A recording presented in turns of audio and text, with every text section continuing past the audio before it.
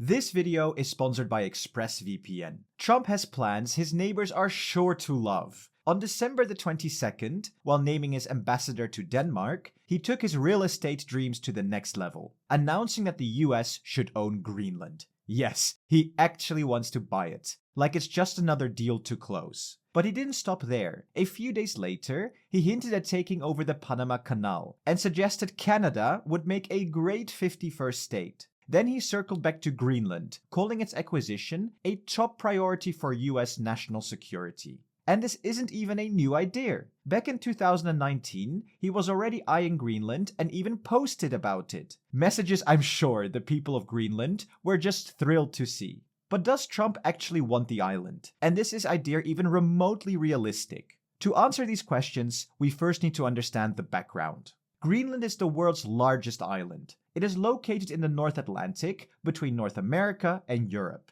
making it a strategically significant territory. Greenland is an autonomous Danish territory, and while it is not part of the EU, it is classified as an overseas territory associated with the European Union. This means Greenland has a special relationship with the EU, allowing for preferential trade agreements and cooperation in certain areas, while remaining outside the EU's political and economic framework. Of the almost 57,000 people who live on this giant mineral-rich island, only about 2,000 are non-Danes, meaning the population mostly consists of EU citizens. Denmark, as an EU member, manages Greenland's foreign affairs and defense, but the island retains significant autonomy over its internal matters, particularly in trade, economic affairs, the employment market, and public health. While rich in natural resources, Greenland's economy is heavily subsidized by Denmark, with these subsidies making up nearly half of its national budget. The island is also grappling with a challenging geography, where over 80% of the land is covered in ice, limiting habitation and development to the coastal areas. So, that being said, why does Trump want Greenland? According to his official reasoning, for purposes of national security and freedom throughout the world, the United States of America feels that the ownership and control of Greenland is an absolute necessity. But what exactly are these national security issues? Let's break it down into three main points. First, resources. At over 2.1 million square kilometers, Greenland is absolutely massive and packed with natural resources. The island is rich in oil and rare earth minerals, some of which is typically sourced from China and Russia. Oh, and let's not forget the Arctic itself, home to an estimated 13% of the world's undiscovered oil reserves and 30% of its untapped natural gas. So yeah, it's not hard to see why Trump and the US would want a slice of that resource pie. But before we go into the second reason, let's take a quick detour. Here at EUMS, we love streaming platforms like Netflix, Amazon Prime, and Disney+. Whether it's documentaries for research, or let's be honest, some well-earned TV show binging when the news is slow. Say my name. But you know what really sucks? Living here in Germany, I only get access to the very tip of the iceberg. Did you know there are over 18,000 shows and movies out there? Yet I'm stuck with only a fraction of them. Why? Well, because of regional restrictions. And this is where ExpressVPN comes in, your go-to product to watch, well, anything. Want to watch How I Met Your Mother? Log into Netflix US and boom, it's right there. Feeling like a movie night? Connect to Netflix Canada and watch Inception, an absolute classic. Or switch over to Netflix Netherlands to watch 1917, one of the best World War I movies I've ever seen. But ExpressVPN isn't just about streaming, it's your key to online security.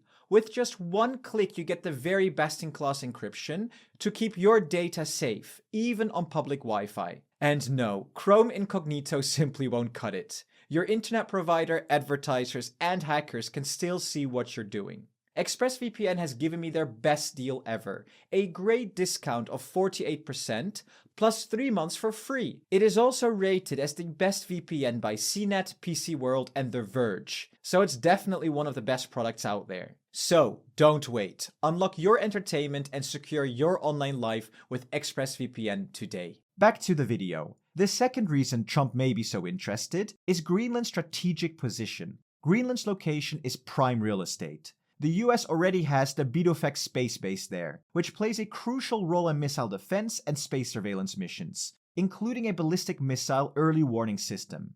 The base has been around since the Cold War, proving just how valuable Greenland has been for decades. Here's the catch though. If you look at the globe from the North Pole, it becomes clear that China, and especially Russia, also occupy prime positions for leveraging the Arctic strategic opportunities. In fact, in 2016, China tried to buy an old US naval base in Greenland, and has made several attempts to build airports on the island. These moves have raised eyebrows in Washington, with some wondering if Denmark alone can fend off foreign influence. And let's face it, with Greenland right on America's doorstep, that's gotta be a little nerve-wracking for the Americans.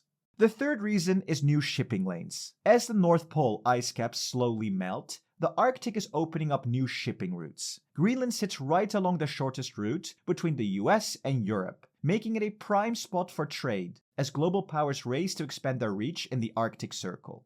In short, Trump's interest in Greenland isn't just about grabbing land, it's about resources, strategy, and staying ahead of China and Russia. But here's the real question. Are Trump's demands even remotely realistic? Spoiler alert, not really. Greenland's response, a hard no. Greenland is ours, declared the territory's prime minister on Facebook. We are not for sale and will never be for sale. The prime minister also doubled down, emphasizing that Greenland belongs to his people, who have fought a long struggle for freedom. In other words, thanks, but no thanks.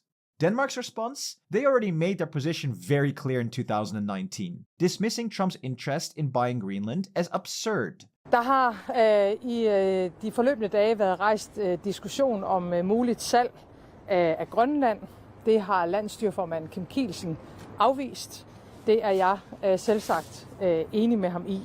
This time, just hours after Trump's latest remarks, Denmark announced plans to significantly boost defense spending in Greenland, committing at least 1.3 billion euros. Officially, the Danish defense minister described the timing as a coincidence. However, it's fair to say the stars aligned rather conveniently. The defense package is substantial, including 2 inspection ships, additional staffing for the Arctic Command in Nuuk, 2 more dog sled teams, yes, dog sled teams, and upgrades to one of Greenland's airports to support F-35 fighter jets. But in theory, could the US even afford to buy Greenland? Let's put it this way, even if Greenland were for sale, which it very much isn't, buying it wouldn't come cheap. In 2019, the Washington Post crunched some numbers and estimated that Greenland could cost around $1.7 trillion, factoring in its industries and resources. But of course, a price tag doesn't matter if something isn't for sale to begin with.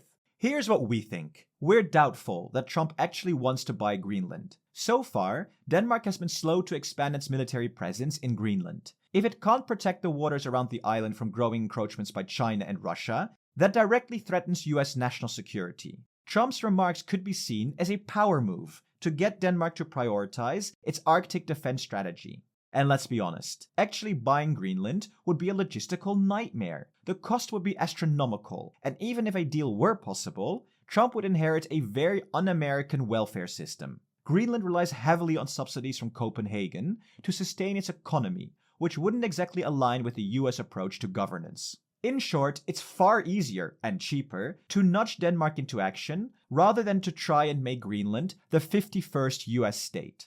Thanks again to ExpressVPN for sponsoring this video. If you want to protect your identity, keep your anonymity, and get more content from your streaming platforms, click on the link in the video description and get ExpressVPN with a special discount. There's even a money-back guarantee in the first 30 days, so you can test the whole thing completely risk-free. Don't forget to subscribe for more insights, and like the video if you enjoyed it. For example, check out how a federal EU based on the German model could look like, or check out the controversial Mercosur trade deal that Germany loves and France hates. To support us further, consider joining us on Patreon. And thank you to our amazing presidents, AGVD, BJ, Kristin, Peter, Schaukje, and Jan.